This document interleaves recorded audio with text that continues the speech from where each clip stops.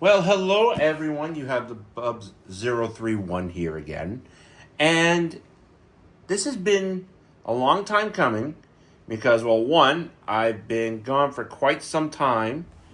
I haven't really posted that much other than a couple of videos here and there while I was on my time off or something like that, but no reviews or anything like that. But I finally just got these in. And I can't wait to show you how these are. This is a new locomotive that just started up from a company that had only just started with rail cars. This is their first locomotive ever, and I give you the Prairie Shadows END GP20ECO.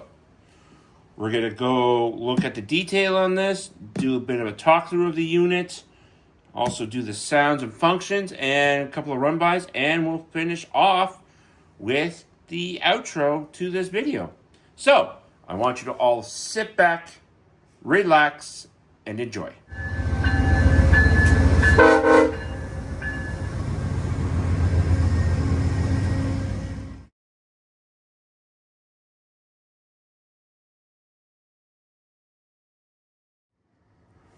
With the intro now out of the way, let's begin this review.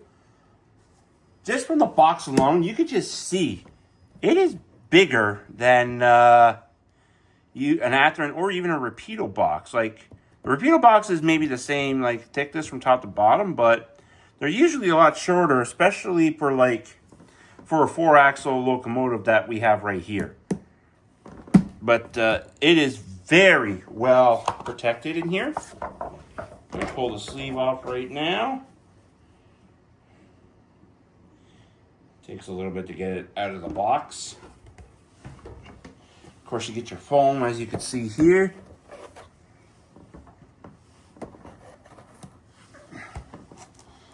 And then it's basically in its cradle like so, and there is a lot of foam in there. Of course, you also got some other bits. There is no booklet with this. Everyone's starting to go to getting the PDF format online.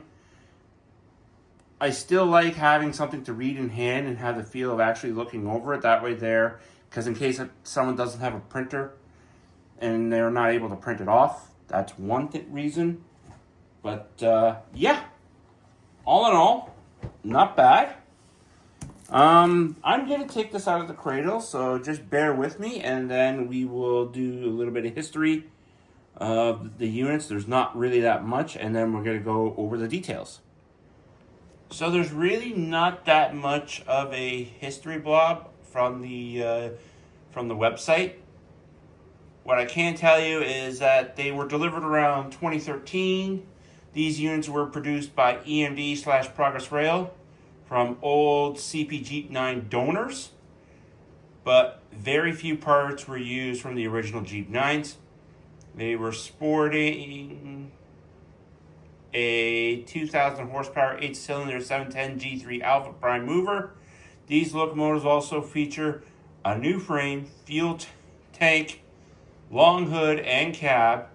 The units also received Dofasco trucks. Canadian Pacific is the only railroad to place an order for these units. The first 30 units were 2,200 and 2229, beginning to arrive in early 2013.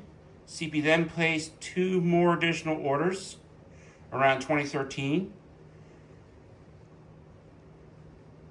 40 units was the first batch. 2230 and 2269, and then another 60 units on top of that from 2270 to 2329, bringing the total to 130 GP20ECOs. That's a lot of units. I will say this. I believe really the only thing that really did come from the GP9s were the Dofasco trucks, though they did get new axles to go with the 710s and all that. And that's really the only thing you can really tell is with the DeFasco trucks. All right, so that's with the bit of the history blurb. Let's continue on with the detail. All right, so we're gonna take a look at this now. I got my little pointer here, which is now a pen, as you can see. And I am wearing gloves so that I don't get any smudgy fingerprints on it. So, I'm gonna pick it up by the fuel tank. And we're gonna start off at the front. And as you can see, very, very crisp lettering. Very, very sturdy grab irons. You got your ditch lights, your MU hoses, your air lines. They're plastic. You actually also got KT couplers on this. Move it to the side. You can actually see inside the cab a little bit. Very well, without using a microscope, so, like you can read the number, also what's under the road number. You got the DeFasco trucks, as you can see here. And yes, and the roller bearings do spin. All 7 of them. Because on the other side, the speed reader's there. Moving back, you got your dynamic brakes up top here. I'm going to put this down now.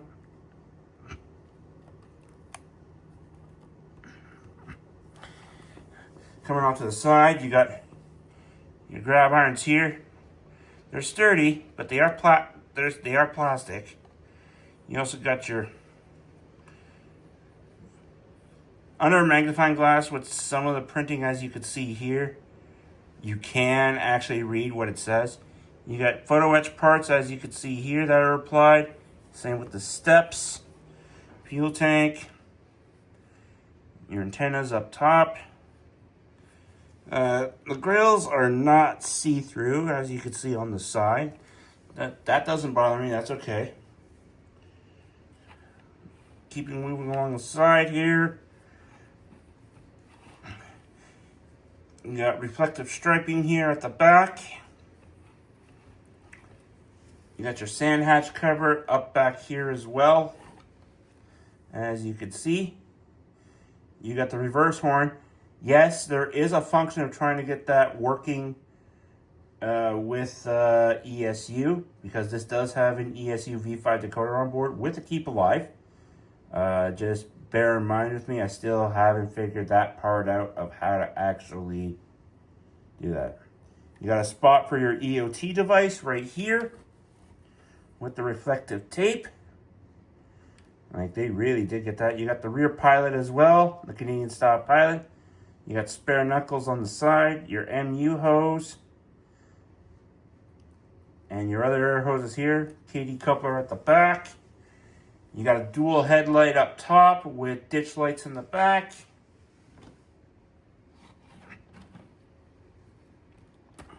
Put that back on the track. On the actual engineer side, very crisp lettering, as you can see here. You got your brake wheel applied. Your grab irons actually applied and very sturdy here for the walkway. I don't believe the walkway is see-through on these units. If someone can actually help me out with that in real life, if they actually are actual see-through walkways. You got your independently applied grab irons there. Your number boards are actually also lit at the back. You got more reading. You can actually read some of the text here on the side as well. The builder's plate.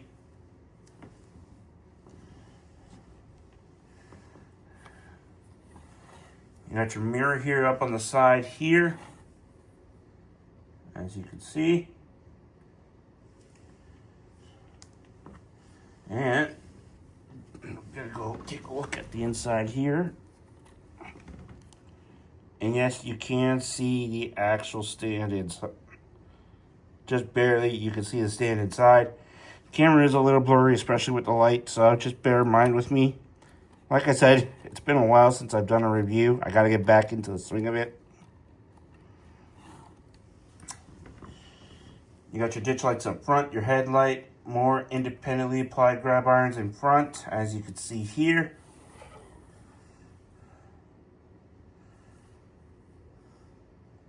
Your pilot on the front, which is pretty well secured.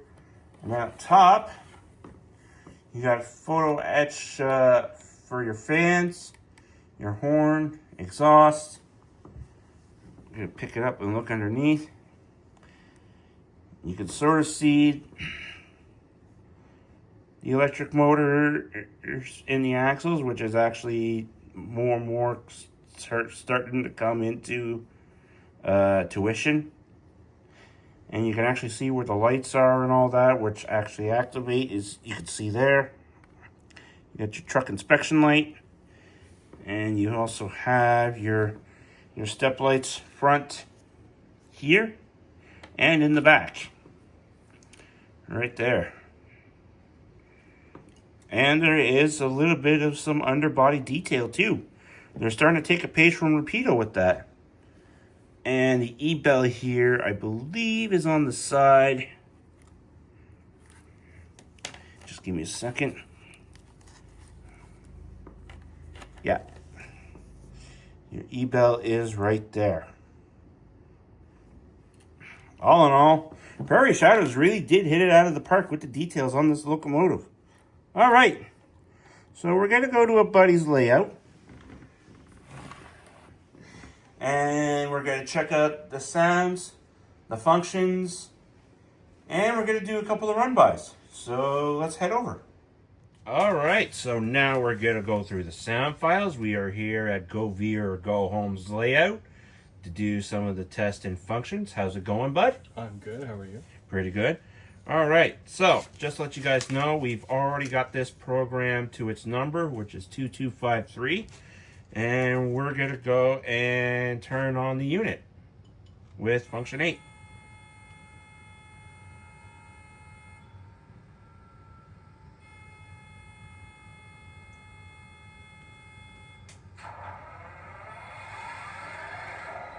As well, we also did turn down the volume a little bit there because all these locomotives are set to max volume, so we don't want to blow the speakers and all that. So, as you heard, F8 is the function to turn on the prime mover. F0 is the headlight.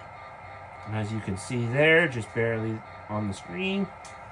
You got F1, which is your bell. F2, which is your horn. F3 is your coupler. F4 is dynamic brakes, but that's probably only going to be on the move, so we'll do a quick moving function here after. F5 is the cab lights. For that, we'll go to a little bit of a dark scene to show you all the light functions.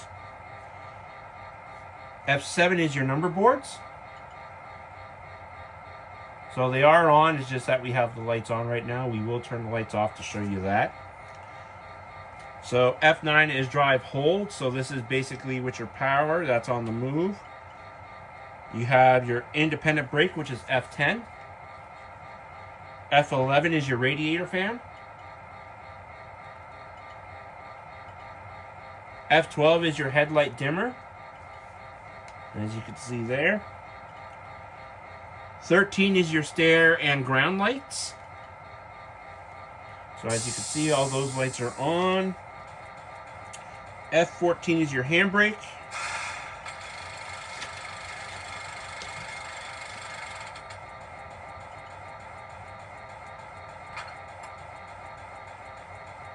F15 is the isolation switch. F16 is your air dryer on and shut down. F17 is your brake set and release and automatic.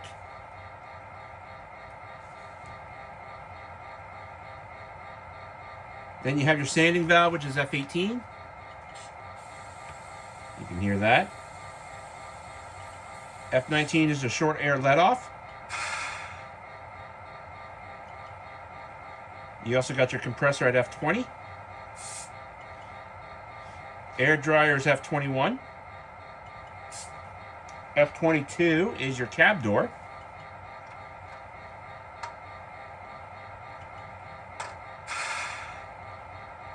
Then you have your engine compartment doors on 23.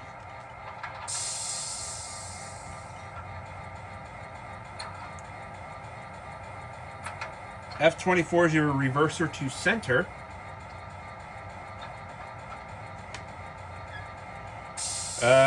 F25 is your shutter, your open and close.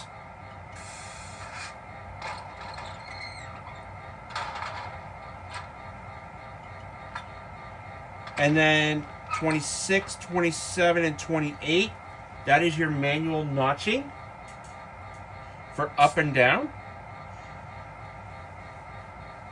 F29 is your load. And then F30 is your automatic brake, and F31 is your sound fader. But yeah, that's pretty much it for all the sounds. We're just going to quickly go over some of the lights here and continue on that. So I brought it more forward now, and as you can see, it was actually still running, so there is a keep alive on board. So we're going to show you now the lights here with all the lights off. So we're going to hit 0, and that is a very bright light. Then we're going to go to 5, and this is your interior lights. Look how bright it is inside. Like, I've never seen a locomotive that bright inside. We then have 6, which is your ditch lights. And then we also have the dimmer, which is on 12.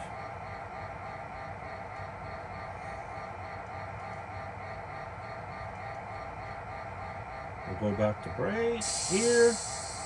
And then as well, just let you know, F7 is your number boards. Those are very bright. That is super awesome. And 13 is your ground and stair lights. Basically, your walkway lights, your stair lights, and your truck lights will all come on at once.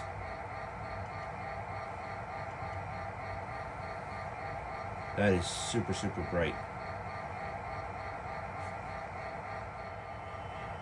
So, hitting reverse will actually activate all the lights, and you can actually hear the sound of the actual reverser going in to actually hear it activate. And that is super, super bright. And that's basically all the functions. If you guys do get this, tell me if I'm missing anything, because I basically have gone through all the functions. So now that we have gone through all the sounds and lighting functions, we're now going to back up to our second unit, which is 2237. And then we're going to hook on to our 3-car consist, and then pull on out of the yard.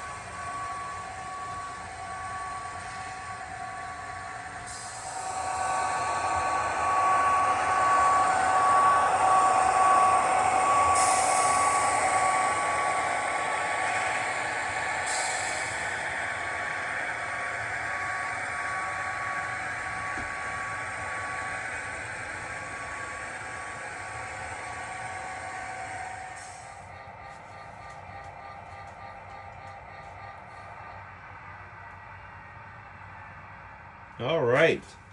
So that was pretty awesome seeing that thing go. Definitely want to thank Go Rear Go Home for letting us borrow his layout for doing the sound and doing some run-bys, doing the functions of the lights and all that. So thanks very much there, bud. No problem, anytime. All right, so we're now going to head back and finish up the video here. All right, so we're back from the layout. We're now going to just wrap this video up. Overall, fantastic job that Prairie Shadows has done. I do wish they would have had a booklet to actually go with the box, but all in all, fantastic job. I actually got mine as a pre-order for $359.99, both of them, each. But now they're being on sale for $379.99 at Prairie Shadows. So pick these up. I believe they may do another run of these later, but all in all, they did a fantastic job. They're great pullers. They work well as a pair, and I have seen videos of people with them, like getting triples or quadruples of running them. So if I were you, I would get a hold of Prairie Shadows, because right now that's the only place where you can get them to actually try and buy these locomotives. But fantastic job. I love them. They are great. And that's going to be it for this review, everyone. So I want to thank you all for watching. There will be more to come in the future. I got to get back into the swing of things first. But that's going to be it. So everyone have a good day. And as always, make sure the signal's green and keep moving down the line.